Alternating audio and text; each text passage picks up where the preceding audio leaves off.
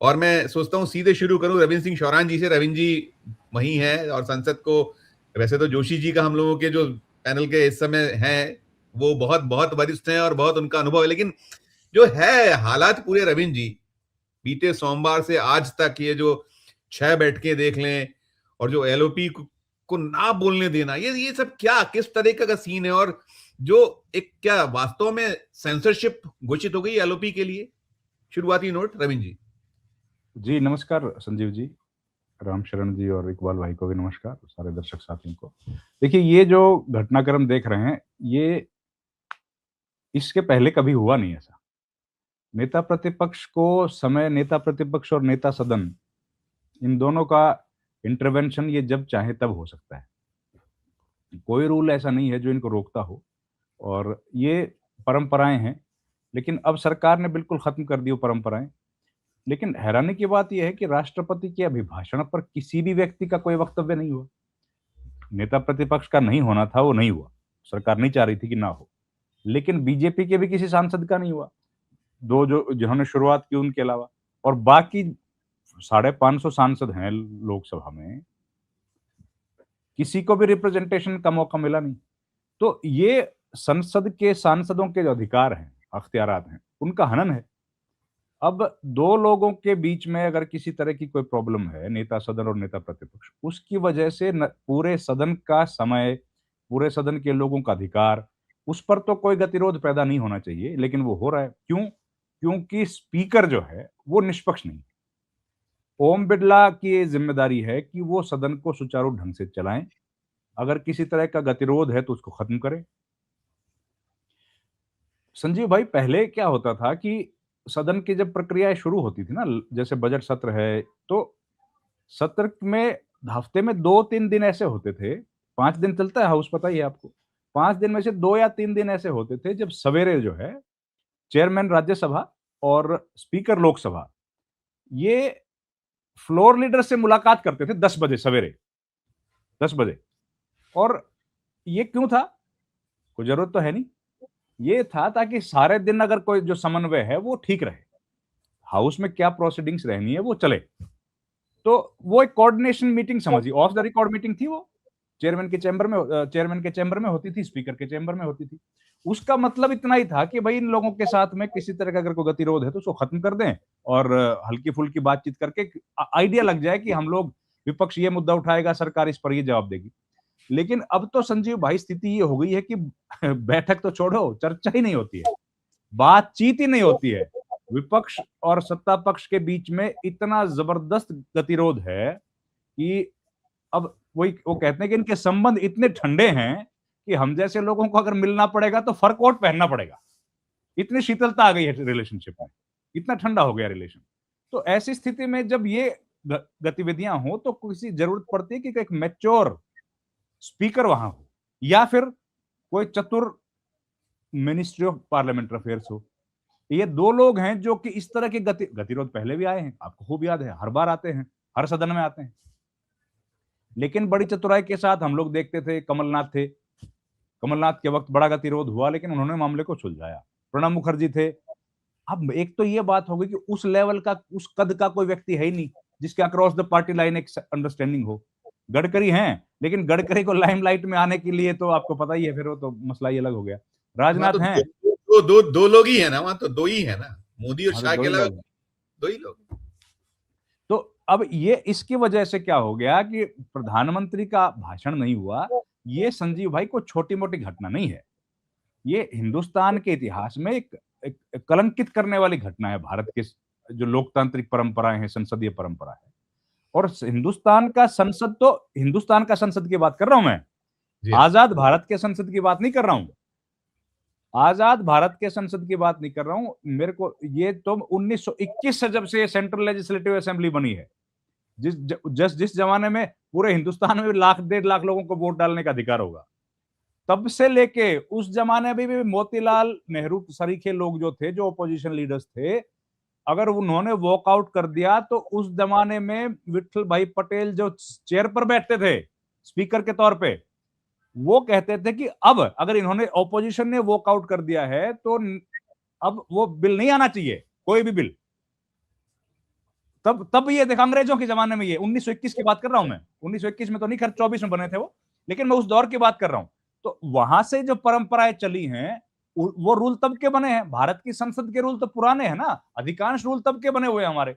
लेकिन इतना सब हमारा एक बहुत बड़ी परंपराएं हैं, वो परंपराएं खत्म हो गई हैं। और अभिभाषण ना होना, प्रधानमंत्री का रिप्लाई ना होना उस अभिभाषण पर, ये न केवल राष्ट्रपति का अपमान है, बल्कि हमारे जो संसदीय देखिए, राष्ट्रपति तो ज्वाइंट सिटिंग को एड्रेस करते हैं, तो ज्वाइंट सिटिंग का मतलब है कि लोकसभा की तरफ से भी उनको धन्यवाद किया जाए, प्रधानमंत्री करेंगे, या उनके बिहाफ पे कोई दूसरा कैबिनेट कॉलीग करेगा, वही राज्यसभा के करेंगे। तो दोनों कर सकते हैं। प्रधानमंत्री का तो आने की जरूरत नहीं थी, बिल्कुल सही है, कोई दूसरा कैबिनेट कॉलीग कर देता, लेकिन वो आपने तो धन्यवाद करना ही जरूरी नहीं समझा। मोशन किसने मूव किया? मोशन ही नहीं मूव हुआ भाई साहब। मोशन किसने मूव किया थैंक्स का? स्पीकर ने खुद ही कर दिया। स्पीकर, मोशन तो सरकार मूव करेगी ना, धन्यवाद तो सरकार दे रही है, सदन सारा उसमें शामिल होगा। लेकिन इस तरीके से परंपराओं का बिल्कुल टुकड़े टुकड़े कर दिए गए हैं इस बात पे कि जनरल नरवणे वाली जो किताब है उसमें कुछ वो राहुल गांधी बोलना चाहते थे, और उसकी वजह से हम लोग देख रहे हैं लगातार गतिरोध बना हुआ है। ये गतिरोध बना रहेगा। अब तो स्पीकर के खिलाफ अविश्वास प्रस्ताव की भी चर्चा हो रही है, वो भी आएगा, तो उसमें और क्लियरिटी आएगी। देखिए, एक अभिभाषण पर जो रिप्लाई है, आखिरी बात बोल दूं, केवल एक वही होता है संजीव भाई, जब कोई जो जिन सांसदों को मौका मिलता है बोलने का, वो अपने मन की बात बोल सकते हैं। एक यही तो मौका है, दूसरा तो कोई मौका नहीं है। बजट पे तो बोल नहीं सकते, बजट पे तो बजट की बात करोगे आप, बजट पे तो, क्योंकि बजट पे तो प्रधानमंत्री रिप्लाई करते नहीं ना, बजट पे तो फाइनेंस मिनिस्टर रिप्लाई करती हैं, तो भैया वो तो फाइनेंस की बात ही बता सकती हैं, वो फिशरी के कैसे बता देंगे बेचारी, वो डिफेंस के कैसे बता देंगे। तो एक ये मौका होता है जब आखिरी में प्रधानमंत्री को रिप्लाई करना होता है, और वो एग्जीक्यूटिव के हेड हैं, तो इसलिए एक मौका होता है, वो मौका भी छीन लिया गया है। तो बुलडोज करने की कोशिश है। हम लोग संसदीय परंपराओं को बहुत कमजोर होते होते मरते हुए देखने की तरफ धीरे धीरे आगे बढ़ रहे हैं संजीव। बिल्कुल, मैं एक सवाल आपसे और करूंगा, लेकिन पहले एक राहुल गांधी की जो प्रतिक्रिया है आज की दिखाता हूं संसद के भीतर की, सभी लोग देखें, ये देखिएगा वो जो उनकी लग रहा है वो कितना, ठीक है, बोलिए। बड़ा अजीब सी स्थिति है। देखिए, 1 घंटा पहले स्पीकर साहब के पास हम गए, मैंने, member of the house went, and speaker committed to us, personally committed to us, that I will be allowed to speak here and raise some points before the budget discussion. Now, you are going back on your word. So I'd like to know, am I allowed to speak those points or not? No.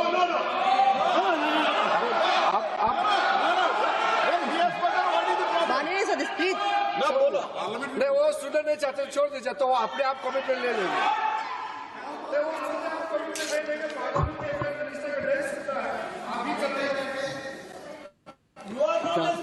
माननीय सदस्य, Speaker साहब। मेरे पास आपका कोई notice नहीं आया है और मुझे नहीं मालूम कि आपका क्या विषय है। ये नोटिस आएगा किसी विषय पर, उसके बाद का निर्णय है। प्लीज आप लोग सभी बजट पर चर्चा करिए। देखिए ये सीन था। मैं आपसे दूसरा सवाल करना चाहता हूं रविंद्र जी। एक जो बहुत देश चाहता है डिकोड हो वो मसला, जैसे जो हुआ कि प्रधानमंत्री पर हमले की बात हुई, उसको भी एड्रेस किया गया, उसकी भी बात राहुल गांधी ने कही है, उसको लेकर सांसदों ने जो जिनके ऊपर आक्षेप है उन्होंने बातें रखी हैं। वो क्या मामला है? मुझे ऐसा लगता है, मैं देखता हूं, हम लोगों को पता है कि क्या कुछ आपको निर्देश होते हैं जो वहां कवर होता है, जो पूरे का पूरा सदन को कवर किया जाता है। कैमरे देखिए, कैमरे राइट फ्रेम हो जाएगा, जैसे ही कहीं कोई विपक्ष हल्ला गुल्ला करेगा उसको दिखाना ही नहीं, उसकी बात बार बार माइक बंद किया तो बार बार आता है। ये चीजें क्या था, क्या उस सीन पे कैसे उसको डिकोड क्या क्या हो सकता है? वो जो ये कि वो हमला करने आ रही थी, इस पे करिएगा, मैं फिर रामचंद्र जोशी जी के पास जाता हूं। संजीव भाई, हम लोग ये बात सोच भी सकते हैं, इस देश में कोई ये बात सोच भी सकता है कि सदन के भीतर ऐसा होगा, महिला सांसद ऐसा करेंगी? ये बातें सोचना, होना तो छोड़िए सर, आसंदी के पास जमा होने के पीछे क्या लगता है, क्या मकसद रहा होगा? तो सामान्य, देखिए अब सुनिए, अगर रूल की बात करेंगे संजीव भाई, रूल तो ये कहता है कि जो सांसद वेल में पहुंच जाए, जो सांसद वेल में प्रोटेस्ट करते हुए पहुंच जाए, ऑटोमेटिकली उसको सस्पेंड हो जाएगा। वो रूल है ये, जी होता है क्या ऐसा? नहीं होता। नहीं होता ना। रूल तो है कि उसका सस्पेंशन हो जाएगा, लेकिन ऐसा होता नहीं ना सर। ये लिबर्टी आज भी है, पहले भी थी कि भाई अपना विरोध दर्ज कराओ, लेकिन संसद के सदस्य जब उनकी बात नहीं सुनी जाएगी तो क्या करेंगे? प्रोटेस्ट करने के अलावा उनके पास क्या रास्ता है? वो प्रोटेस्ट कर रहे हैं, बिल्कुल डेमोक्रेटिक वे में वो प्रोटेस्ट कर रहे हैं। प्रधानमंत्री के आसन की तरफ जाने का प्रतिबंध तो है नहीं। क्या पाबंदी है? उधर क्यों नहीं जा सकते? वहां क्या दिक्कत है? प्रधानमंत्री से मिलने के लिए कोई भी जा सकता है सदन में, इस बात की भी कोई प्रॉब्लम नहीं है। हम लोगों ने भी देखा है, राम शरण जी ने हमसे कहीं ज्यादा देखा होगा, जब नेता सदन आते हैं तो उनसे मिलने के लिए कितने सांसद अपने काम पर्ची लेके जाते हैं, साहब 2 मिनट बात करनी साहब। आप भी भाई साहब देखते हो मुख्यमंत्री के पास कौन नहीं जाते जाता है?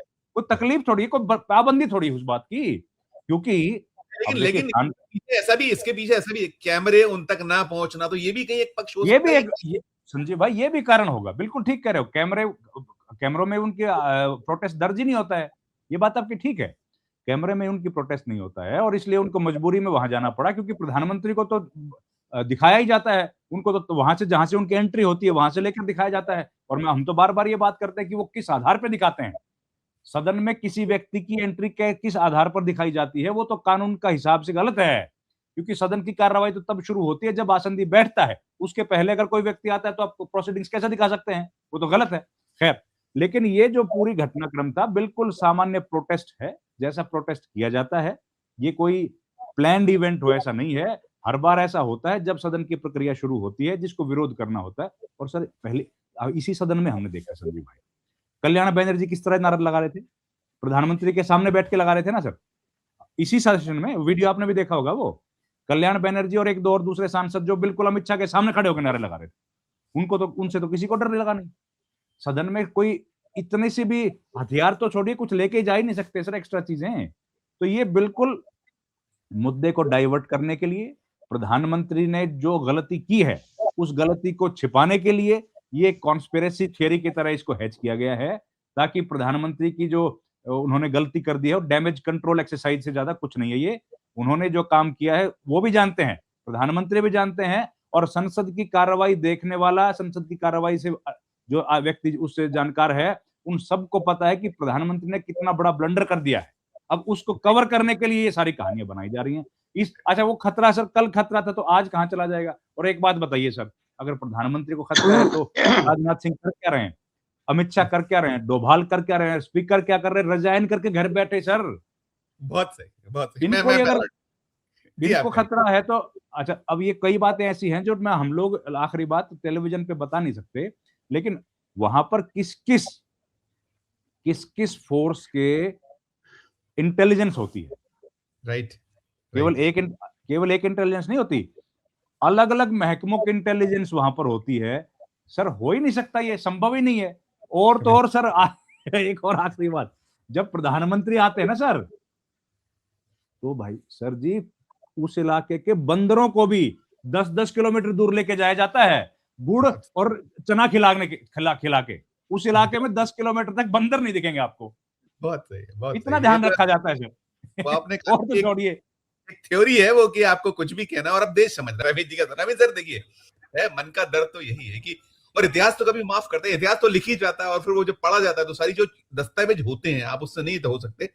दो सवाल है कि क्या आप ये जो छुपाना चाहते हो, अब तो छुपना संभव ही नहीं है, सब कुछ ओपन अप हो गया है, और आप ना बोलने देकर क्या बच जाइएगा? जितनी चीजें सब तो आ गया है, देश के सामने आ चुका एक चीज। और दूसरा जो मैं असम की बात कर रहा था, हम इलेक्शन कमीशन ऑफ इंडिया से तो कोई उम्मीद कर ही नहीं सकते। वो तो मैंने कहा भी कि वो संस्था जो कहा गया है कि वो उसका देहावसान हो चुका है, वो नहीं है वो संस्था। तो ऐसे में फिर लेकिन करे क्या विपक्ष? कहां जाए, किधर करे? आप सड़क पे डंडे खाइए, संसद में बोलने नहीं देना, कहीं कोई आपत्ति दर्ज कराने, और संवैधानिक संस्थाओं का तो पूरा दोनों तीनों पर आपका एक नोट। रवि जी। संजीव भाई आप हमसे रोज सवाल पूछते हैं, एक सवाल का जवाब अब आप दीजिए, आसान सवाल। सर मुझे बताइए, 2 संवैधानिक संस्थाएं हैं, एक स्पीकर लोकसभा, एक ज्ञानेश कुमार सीईसी, 2 हैं। इन दोनों में ज्यादा निष्पक्ष कौन है? कोई भी दोनों नहीं है, कतई नहीं है, बिल्कुल नहीं है। मैं दोनों को नहीं, दोनों ही नहीं है। निष्पक्ष शब्द ही नहीं है, उनकी डिक्शनरी में दोनों की नहीं है निष्पक्षता। हमने तो वो देखा है, मुझे स्मरण है सर, मुझे ध्यान है, मैं जब मध्य प्रदेश विधानसभा, हमारे मध्य प्रदेश से ही आते हैं जोशी साहब, कि हमने स्पीकर को डांटते देखा, सरकार को मतलब उनको पसीना आ जाता। हमारे श्रीनिवास तिवारी एक होते थे, कहते थे दिग्विजय सिंह की सरकार थी कि नहीं जाइए तैयारी से आइए, फिर लाइए इस बिल को, फिर करिए और अपडेट करिए। अब तो मुझे जो काम रोको प्रस्ताव, देश में इतने बड़े बड़े घटनाक्रम हो रहे हैं, काम रोको प्रस्ताव, स्थगन सूचनाओं का कोई है ही नहीं है, रोज होता है। इतनी स्थगन सूचनाएं प्राप्त है, हम संसद में भी सुनते हैं, किसी को एंटरटेन नहीं किया जा रहा है। तो कैसे निष्पक्षता की बात कहां करूं? या तो ये होड़ है कि कौन कितना लॉयल है सरकार के प्रति, ये है। करिएगा। चलिए सर, एक और आसान सवाल का जवाब दीजिए भाई। सेक्रेटरी एग्रीकल्चर ब्रूक रॉलिंस हैं यूएस की, जी हाँ। भारत में कृषि मंत्री होते हैं क्या?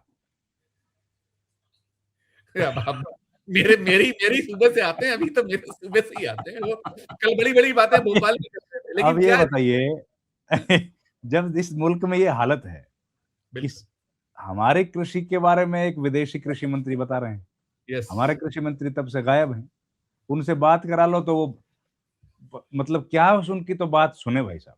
बिल्कुल। वो पॉलिसी मैटर्स पे बात करना चाहते हैं, पूरे देश का किसान परेशान है, उसको समझ आनी चाहिए भाई पर इसमें क्या है, उनके लिए कुछ खुलेगा नहीं खुलेगा, वो उस अता पता ही नहीं है सर।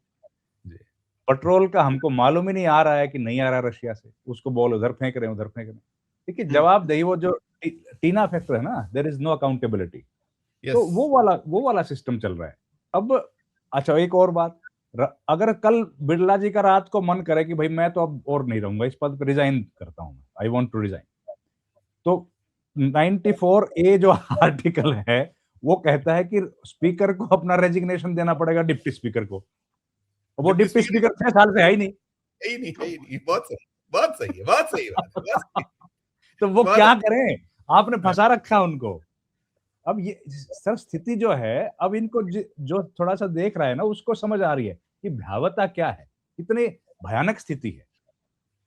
रिस्पॉन्सिबिलिटी लेने के लिए कोई तैयार नहीं है, जिम्मेदारी लेने के लिए कोई तैयार है नहीं। बजट सेशन चल रहा है और बजट पर चर्चा होने से पहले जो काम होना चाहिए वो कुछ हुआ ही नहीं है। तो आप बताइए संजीव भाई कि फिर डेमोक्रेटिक सेटअप के प्रिंसिपल्स जो होते हैं, उन प्रिंसिपल्स में हम लोग कहां खड़े हैं? ये सब तो देखिए रविंद्र जी, ये सब तो देख रहा है, लेकिन क्या आप जो नहीं बोलने दे रहे हो लीडर अपोजिशन को, तो क्या छुप जाएगा, खत्म हो जाएगा? अब तो देख रहा है ना देश, तो हर चीज आपके सामने। ये भी तो दिखाई दे रहा है कि आप कैसे, अब ये है कि हमको लगता है कि सूरत तक नहीं दिखने देना है, जो मैंने शुरू में कहा था कि इसीलिए वो दूसरी असंधि के आसपास जाने की कोशिश यहाँ विपक्ष का सांसद करता है, कहीं तो उसका विरोध दर्ज हो जाए, कहीं तो आ जाए। तख्तियां दिखती नहीं है, नारे सुनाई नहीं देते, सब कुछ आप गोल कर दीजिए। मीडिया आपका है, वो तो हम लोग हैं जो वैकल्पिक है, तो कुछ कुछ चीजें चली जाती है, वरना तो कुछ नहीं है, सब ब्लैंक है। जो आप कह दो गुडी गुडी, सब गुडी गुडी। भाई संजीव जी एक बात बताओ, विश्व के इतिहास में जो भी घटनाक्रम हुए हैं, अगर किसी हेड ऑफ द स्टेट के ऊपर कोई हमला हुआ हो कहीं पर भी वर्ल्ड में, है ना, आप कैनेडी के एग्जाम्पल ले लो, अब्राहम लिंकन का एग्जाम्पल ले लो, अनवर सद्दात की बात करो, सब वो कितना बड़ा ब्लॉट होता है उस दौर में जो उनकी सिक्योरिटी के हेड है उसके ऊपर। अगर कैनेडी के ऊपर किसी ने गोली चला दी, उनकी सिक्योरिटी के हेड, वो तो बेचारा डूब के ही मर जाएगा शर्म में कि यार मैं किस तरह का अफसर हूं। सर ये स्पीकर ने जब ये बात बोली तो उन्होंने सोचा नहीं कि हम लोग कितना मोरल डाउन कर रहे हैं एसपीजी का। 3 उंगली अपनी तरफ थी, उनकी खुद की तरफ की। वो खुद क्या कर रहे हैं, वो हेड ऑफ द इंस्टीट्यूशन है, वो हेड ऑफ द इंस्टीट्यूशन है। और सर संदीप भाई, नियमों के बिल्कुल अनुकूल है कि अगर कोई व्यवधान उत्पन्न कर रहा है तो आप उसको उठा के मार्शल से बाहर फिकवा दो, नियम के अनुकूल है। 600 मार्शल है भाई साहब, 600, एक दो मार्शल नहीं है, 600 मार्शल्स हैं। लेकिन क्यों नहीं बुलाए, अब सुन लो, ये भी बताता हूं आपको। मार्शल्स की ड्यूटी लगा दी है ट्रांसपोर्ट डिपार्टमेंट में, कैंटीन में, जिनको जो काम करना चाहिए उस काम से हटा दिए। यहां कौन खड़ा कर दिया? सीआईएसएफ। अब सीआईएसएफ को हाउस में एंट्री है नहीं अलाउड। सीआईएसएफ का मतलब क्या है? जो सिक्योरिटी की जिम्मेदारी वॉच एंड वार्ड की जो थी, वो किसकी थी? स्पीकर की थी। स्पीकर करता था वॉच एंड वार्ड के थ्रू। वो कहां चली गई? होम अफेयर्स के पास। होम अफेयर्स मतलब अमित शाह के पास। तो अंदर भी तो वही लोग आएंगे। अब अंदर कानून नहीं है उनको लेके आने का। अंदर आ सकता है भाई जो वॉच एंड वार्ड का है, एक बात। दूसरी और बड़ी बात, एक कमेटी होती है संजीव भाई, ज्वाइंट कमेटी, स्टैंडिंग कमेटी है, वैसे तो वो डिपार्टमेंट रिलेटेड नहीं है, दूसरी स्टैंडिंग कमेटी है। स्टैंडिंग कमेटी है जिसकी जिम्मेदारी है सदन के भीतर की सुरक्षा करना, पार्लियामेंट्री प्रीमाइसेस की। अब ये और सुनो फिर आपको बट ओम बिरला जी से बड़ी दिक्कत है ना, 2018 के बाद से कमेटी नहीं बनी भाई साहब, ये लो। तो ये जब स्थितियां हैं इस मुल्क में, तो आप बताइए, यहां तो वो आप लोग हमेशा कहते कुएं में भांग पड़ी है, भांग वाला कुआं है ना सर ये तो आप जहां पे भी जिस पत्थर को हटा के देखोगे वहीं पर आपको कुछ ना कुछ स्केलेटन मिलता है। तो अब ये बात सही है कि जो राहुल गांधी जो संदेश देना चाहते थे वो चला गया।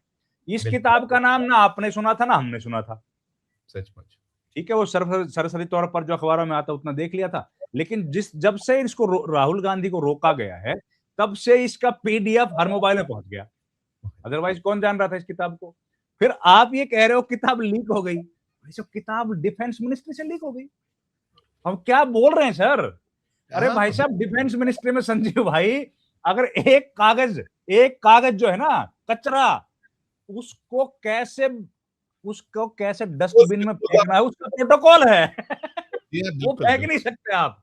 अगर फालतू का कोई प्रिंट आउट भी आ गया ना सर, उस प्रिंट आउट को भी कैसे डिस्पोज ऑफ करना है उसका एक प्रोटोकॉल है। तो वहां से कैसे लीक हो जाएगी? वहां से लीक हो जाएगी तो आज राजनाथ जी को इस्तीफा दे देना चाहिए। मतलब एक के बाद ऐसे हर जगह से फंस रहे हैं और रोकने की कोशिश कर रहे हैं, उतना ये फैल रहा है। राहुल गांधी का ये मामला, अगर राहुल गांधी बोलते, भाषण देते, पुराने भाषण याद है क्या आपको, उन्होंने क्या क्या सब भूल जाते हैं सर, ये बात भी निकल जाती, लेकिन उनको रोक दिया बोलने से, इस वजह से बड़ी बन गई। एक गलती को छुपाने के लिए कई गलतियां आप करते हैं और गलतियों पर वैसा कुछ एक सीन हो गया। आप करिए कंप्लीट, फिर मैं बस लास्ट मेरी यही है, 13 तारीख तक हाउस है ये जो ये पहला इसका पार्ट है। अब उसमें मुझे लगता नहीं कोई संभावना अब तो चलने की। अब ओम बिरला तो आ ही नहीं रहे, देखो ओम बिरला सवेरे आते हैं और उसके बाद शाम को जो उनकी जिम्मेदारी है वो ही इज नॉट कमिंग। बिल्कुल गंदा दूसरे का इस्तेमाल हो रहा है।